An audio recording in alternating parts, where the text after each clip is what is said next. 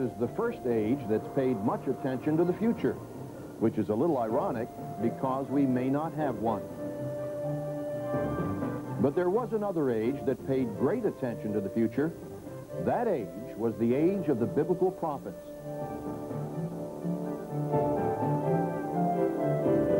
The question is, were their prophecies meant only for their future, a future that has long since passed? Or were they meant for us today? Join us next on The World Tomorrow as we answer the vital question, is prophecy for today?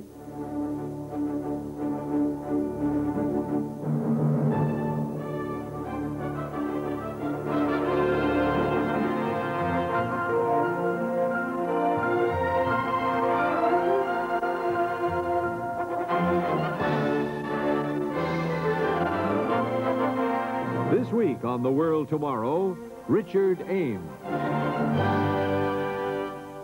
Bible prophecy is an intriguing subject, but it's an area that remains a mystery for most of us. The prophetic books of the Old Testament, like Isaiah, Jeremiah, and Daniel, are as much a part of the Bible as the book of Psalms, the Gospels, and the epistles of Paul. And even though prophecy makes up about 1/3 of the Bible, it's an area most of us know very little about. On today's program, we'll be addressing the question, does prophecy have any meaning for us in our modern 20th century? For many of us, it's hard to view these ancient writings as having any connection to our modern world. After all, the prophets spoke to people who lived long, long ago. The world has changed dramatically since then. And today, we face a totally different set of problems. Our modern civilization is threatened with many critical problems. Destruction of the environment, overpopulation, the arms race, AIDS, broken families, the growing ranks of the homeless, terrorism. We want to know if the economy will collapse. We want to know if there'll be a nuclear war. We may be the most technologically advanced generation in all history, but in spite of our great progress, the future has never seemed so uncertain. Will the next century be a time of progress and fantastic opportunity, as the optimists believe? Will it be a technological wonderland where poverty and disease are conquered, where robots do all the hard work, where the earth enters a new age of peace and plenty, where man reaches out beyond the earth to colonize the universe? Or are the pessimists right? Will the 21st century be the time when we're finally faced with the consequences of the destructive way we've lived on this planet? Will all the waste, war, and wretchedness catch up with us? Will the 21st century be a new dark age? These are the concerns we all face today. What was prophesied to happen to ancient people and nations back in Old Testament times may be interesting to theologians and historians, but we need to know what's going to happen to us, to our children, and our nations. What we need is a prophet who will tell us about our future. We need a source that gives us accurate information about what's going to happen to our world. Just ask yourself, how could old prophecies written down hundreds of years ago help us in our day? These prophetic books are difficult to understand with their complicated language, curious visions, and strange dreams. The prophets thunder out warnings from God against ancient nations and empires. We can marvel at these once great civilizations in museums, but they have long since disappeared from the world scene. Consider this passage from Habakkuk. For indeed I am raising up the Chaldeans, a bitter and hasty nation which marches through the breadth of the earth to possess dwelling places that are not theirs. They are terrible and dreadful. They gather captives like sand. They scoff at kings, and princes are scorned by them. They deride every stronghold, for they heap up mounds of earth and seize it. What do the warnings and pronouncements of the prophets have to do with the people, problems, and struggles of the 20th century? Was God concerned only about intervening in ancient times, or is he concerned about us today as well? In the Old Testament book of Amos, God said, Surely the Lord God does nothing unless he reveals his secret to his servants, the prophets. Is there anywhere we can turn to find out if God will intervene in the problems of our time?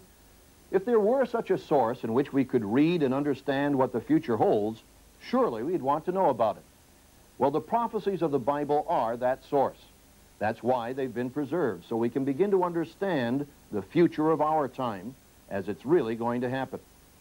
The prophets are voices across time, offering caution and a warning, not just to their generation, but to ours as well. Now, I know the prophets have a rather grim reputation for gloom and doom. That's the way we think of them, isn't it? Stern, somber men, doomsayers, killjoys, spoiling everyone's fun with their dire pronouncements. It's unfortunate we think of the prophets in that way, because above all else, the prophets brought a message of hope. They saw through the troubles to a new world of peace and plenty, where war, famine, and misery would be things of the past. Consider these words of Isaiah. They shall beat their swords into plowshares and their spears into pruning hooks. Nation shall not lift up sword against nation, neither shall they learn war anymore. For waters shall burst forth in the wilderness and streams in the desert. The parched ground shall become a pool, and the thirsty land springs of water. They shall not hurt nor destroy in all my holy mountain, for the earth shall be full of the knowledge of the Lord, as the waters cover the sea. This dream of the prophets has never been fulfilled, and today it seems further away than ever. So either the prophets were wrong, or it's something that will yet happen. In this uncertain age, it would certainly be good news to find out that these ancient dreams of utopia were a prophecy of our future. If prophecy is for our time, then God has given us a reliable guide to help us live through whatever difficult years lie ahead. We could turn to the prophets to help us know what's happening and what to expect and how to make the right decisions. Perhaps then we need to know more about this neglected third of the Bible. Who were the prophets? What was happening in their world? And who were they writing to? Much of prophecy was written during the last days of the ancient nations of Israel and Judah, roughly 2,500 to 2,700 years ago.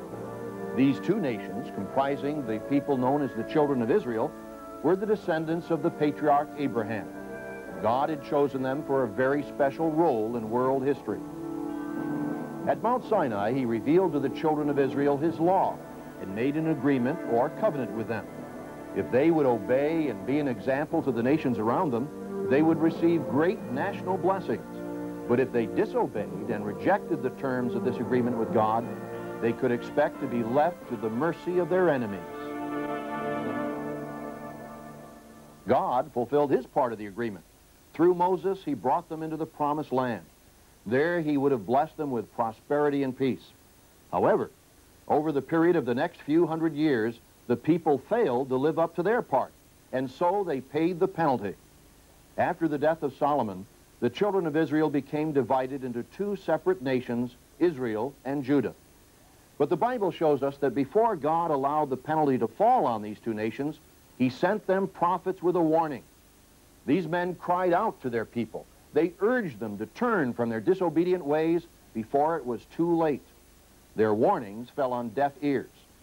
The Old Testament tells us how the people, from the king down to the average citizen, rejected the prophets and even put some of them to death. But then, first Israel and later Judah were attacked and invaded by the warlike peoples around them.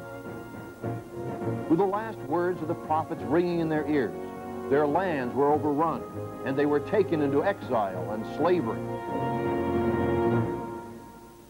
That, very briefly, is the story of ancient Israel and Judah as it's told in the historical and prophetical books of the Old Testament. And if that's all there is to it, we'd be correct in considering the writings of the prophets to be only of historical interest, rather like the old sagas of the Viking people or the ancient records of the Incas and Aztecs. They'd shed some light on those ancient civilizations, but we wouldn't think they had anything to do with our future in the 20th century. But what is it about Bible prophecy that makes it different?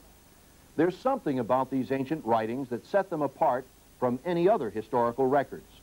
While many of the prophecies delivered to the ancient people of Israel and Judah were fulfilled in their day, not all of them were.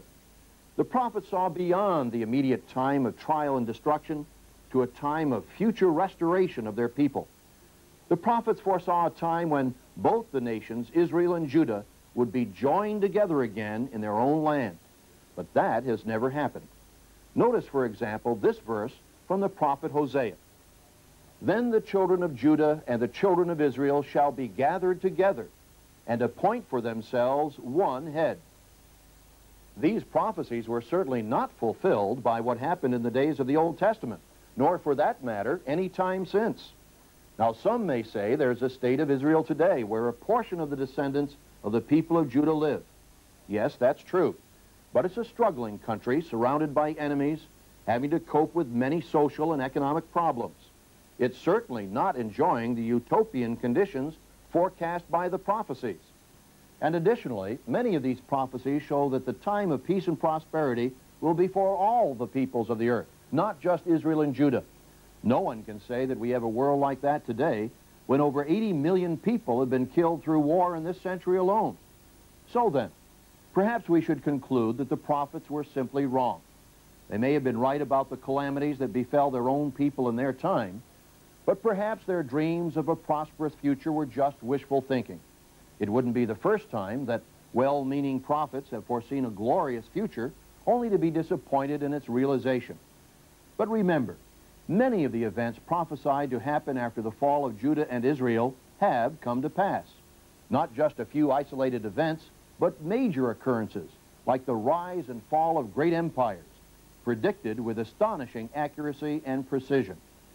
Yes, the nations of ancient Judah and Israel were taken into captivity as the prophets had warned, but that wasn't the end of the prophecy. Three prophecies in particular provide a bridge that links the events of the Old Testament with our day. The first span of that bridge began to be built in the 6th century B.C., when a young man named Daniel began to seek understanding concerning the future of his people. Daniel had been taken prisoner when Judah fell to the armies of Nebuchadnezzar and was taken to Babylon.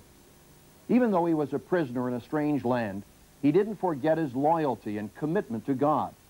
And even in captivity, he continually prayed for guidance and understanding. In particular, he wanted to know when the Messiah would come to deliver his people. So in the course of Daniel's long life, God showed him many important details about the future. For example, in the 7th chapter of this book, Daniel describes 4 strange beasts that he has seen in a vision. First, he sees a winged lion, then a great bear, and next a flying 4-headed leopard. Finally, he sees a beast unlike any other with iron teeth and 10 horns. At first, Daniel does not understand, but it is explained to him that the beasts represent 4 empires that will dominate the Western world: the Babylonians, the Persians, the Greeks, and then the Romans. God was giving Daniel an outline of key events that would shape history until the time when the Messiah would come and restore the fortunes of his people. These prophecies are the first span of the bridge that links the writings of Isaiah, Jeremiah, and the other Old Testament prophets to our day. Daniel wanted to understand more and more, but at the end of his life, God explained that the full understanding of what had been revealed wouldn't be fully grasped until a time the Bible calls the time of the end. In Daniel 12, verse 4, we read, "But you, Daniel, shut up the words and seal the book until the time of the end." This time of the end would be a time when the Messiah would come to lead the people of Israel into the new era of peace and prosperity. This had been a consistent theme in most of the prophecies, but Daniel's prophecies were very specific. One famous passage in the 9th chapter, known as the 70 Weeks Prophecy, even foretells the exact year when the Messiah would begin his ministry. That's one reason why so many people who personally knew Jesus 2,000 years ago misunderstood the purpose of his coming to earth.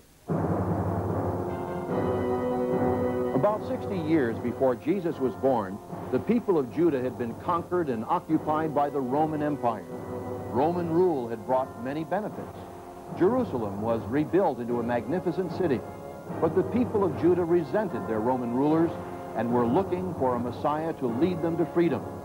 They knew from the prophecies that it was about time for him to appear.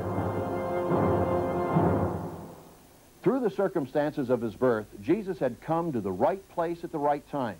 He was a descendant of the royal house of David. He had miraculous powers, and he said he'd come to establish a kingdom. He seemed in every way to be the one to lead his people against the Romans. What people back then didn't understand was that the Messiah's mission to earth would be fulfilled in two stages. Before he could come to lead the world into a new era of peace, he'd have to come to suffer and die as a sacrifice for the sins of mankind. This was an aspect of prophecy that even Jesus' closest friends and disciples found hard to grasp. They thought they were living in the end time. They expected him to lead a popular revolt against the Roman government, and they were impatient to get started. Matthew 24, beginning in verse 3, tells us one such conversation. Now as he sat on the Mount of Olives, the disciples came to him privately, saying, "Tell us, when will these things be? And what will be the sign of your coming and of the end of the age?" Jesus explained to them that it wouldn't happen right away. Many things would take place first before the end of this age. So at this time, Jesus gave us the second span of the bridge to link Old Testament prophecy with our day. But his disciples still found this concept hard to grasp. After Jesus had been crucified and resurrected, they still expected that Jesus would restore the kingdom then and there. Just before Jesus returned to heaven, they asked him in Acts 1 and verse 6, "Lord, will you at this time restore the kingdom to Israel?" And he said to them, "It is not for you to know times or seasons which the Father has put in his own authority." In other words, no, not yet. After the New Testament church began, Christians continued to believe that the kingdom of God would soon be established. It's clear from the writings of the apostles that the early Christians expected Jesus to return in their lifetime. And so about 60 years after his crucifixion, Jesus Christ gave us the final span of the bridge to link the Old Testament prophecies with our time. It's the last book of the Bible, the much misunderstood book of Revelation or Apocalypse. This book is the record of a series of visions that Jesus Christ revealed to the last survivor of the original 12 apostles, the Apostle John. He saw in vision the time of the end of the age and the sequence of events that would lead up to the second coming of Jesus Christ, the Messiah. He tells of a terrifying time when two great superpowers battle for control of the earth's resources. The sun is darkened, and the atmosphere is filled with smoke, and great earthquakes rock the continents. It was like nothing this man of the 1st century A.D. had ever seen. He described it to the best of his ability in the language of his day. Today we might recognize what John saw was a world locked in combat with the full fury of modern warfare. And the shape of the locusts was like horses prepared for battle. And on their heads were crowns of something like gold, and their faces were like the faces of men. They had hair like women's hair, and their teeth were like lions' teeth. And they had breastplates like breastplates of iron. And the sound of their wings was like the sound of chariots with many horses running into battle. They had tails like scorpions, and there were stings in their tails. And their power was to hurt men 5 months. The book of Revelation is the final span of the bridge that links the prophecies of the Old Testament with modern times. It's the capstone that allows us to get the rest of prophecy in perspective. We need to realize that through prophecy, God has given us a remarkable picture of the future. He told Daniel that certain world-shaking events would happen at the time of the end, in the days just before the Messiah returned to establish his rule on earth. Once you have this overview, prophecy is like a trail that began back in the days of ancient Israel, which leads through New Testament times, through the Dark Ages and the Middle Ages, then on through the Renaissance, the Age of Enlightenment, the Industrial Revolution, the 2 world wars, up to our time now. Where does this leave us today? Is this the time of the end that the prophets of old spoke about? We live in a time when mankind is approaching a crossroads. In an age of unprecedented progress, We also face unprecedented peril. Humanity's in danger of totally destroying itself from off the face of the earth. Jesus warned us that we would reach a crisis point. In Matthew 24, verse 21, he said, "For then there will be great tribulation, such as has not been since the beginning of the world until this time, no, nor ever shall be." And in the next verse he said, "And unless those days were shortened, no flesh would be saved. But for the elect's sake, those days will be shortened." The book of Revelation explains what those days would be like in greater detail. God tells us this not to frighten us, but to give us the chance to escape the calamities ahead. God doesn't wish to inflict pain and suffering on anyone. That's the reason he sent prophets to ancient Israel, to plead with the people to change their ways before it was too late. He'd rather we too learned the lesson voluntarily and turned to him. That's why God has revealed the future to us through prophecy. We're getting close to the time when God will intervene and shake this world to its senses.